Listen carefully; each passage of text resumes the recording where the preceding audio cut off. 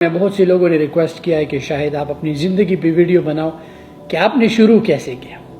Video شروع کرنے سے پہلے اگر آپ نے چینل کو سبسکرائب نہیں کیا سبسکرائب کریں اینڈ لائک کا بٹن ضرور دبائیں۔ میں بورن ہوا ہوں پاکستان سوات کے علاقے میں 1995۔ ایک بہت ہی غریب خاندان میں پیدا ہوا ہوں۔ ابو مجھے یاد ہے میں پیدا بھی نہیں ہوا تھا کہ ابو سعودی عربیہ میں کام کرتے تھے اور پاکستان میں ان کا چھوٹا سا دکان بھی ہوا کرتا تھا، لیکن موسٹلی سعودی عربیہ میں ہوا کرتے تھے۔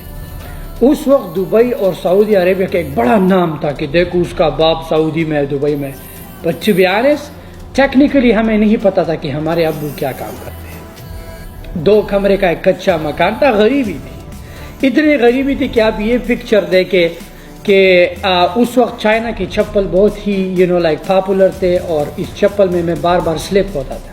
میں نے امی سے کہا امی نئی چپل لا کے دو، میں بار بار اس چپلوں میں سلپ ہوتا ہوں۔ امی نے کہا ابو نے پیسے نہیں بھیجے ہیں، سو امی نے چھری گرم کر کے چپلوں کے نیچے گرپ بنائے تاکہ میں پھسلوں۔ اتنی غریبی تھی کہ اس وقت لکڑیاں بہت ایکسپینسو، تو امی کیا کرتی تھی کہ میں اور میرا بڑا بھائی ونٹر میں جا کے کھیتوں سے جب پتے سوکھ جاتے ہیں گر کے ہم وہ جمع کر کے بوروں میں ڈالتے تھے، امی اس سے کھانا پکایا کرتی۔ اتنی غریبی تھی لٹرلی۔ سو ٹائم کے ساتھ ٹائم گزرتا گیا، میں 7th کو پروموٹ ہوا، 8th کو، 9th کو، وہی اسکول میں لیکن ابو کو میں اس بات کی کریڈٹ دینا چاہتا ہوں کہ ابو نے ہارڈ ورک کیا ہے لیکن ہمیں ہمیشہ اسکول بھیجا ہے۔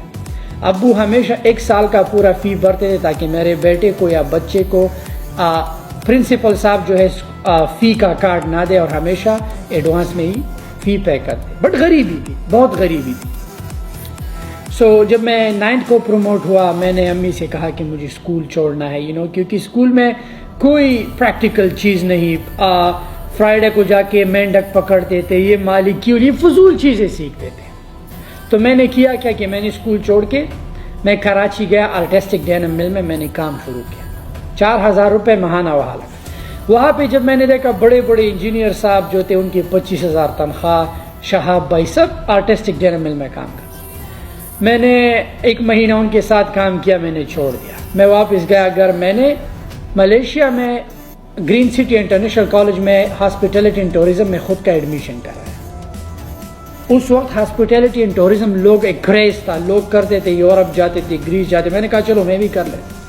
جب میں ملیشیا گیا میں نے وہاں کے حالات دیکھے، میں نے کہا یار ڈپلومہ تم کر لو گے، پھر بھی تم کالا کوٹ پہن کے کسی کے لیے غلامی کرو گے۔ میں نے وہ کام نہیں کیا سر۔